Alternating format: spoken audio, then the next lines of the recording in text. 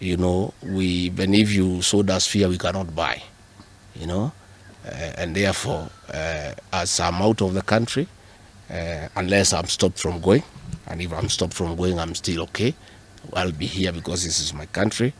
We have made sufficient arrangements with other leaders in the united opposition to create a pool of lawyers to come in through for our young people who are being persecuted on trumped-up charges of terrorism.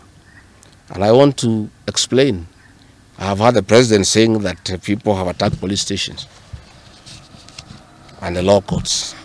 It was all stage managed by the MP for Kikuyu. How do you explain that people can walk into a police station and they are not armed and take over the police station from armed police officers? How do you go to the courts that are guarded by armed police officers and touch them? All these attacks of vital installations were stage managed by William Ruto through Kimani Ichung'wah to create the opportunity to prefer charges against people using the Anti-Terrorism Act. That is the reality. So nobody has attacked any police station.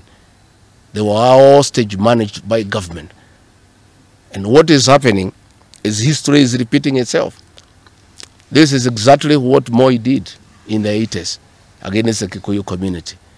After the abortive 1982 coup, he used sedition laws and the clandestine Kenya movement to profile the community and hauled people into court, and they will be taken by Bernard Chunga after 5 p.m. This is history repeating itself.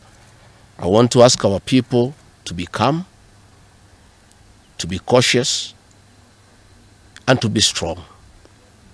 I want to appeal to our young people, the Gen Zs. Looking at the scenario of what is happening and what William Ruto has planned,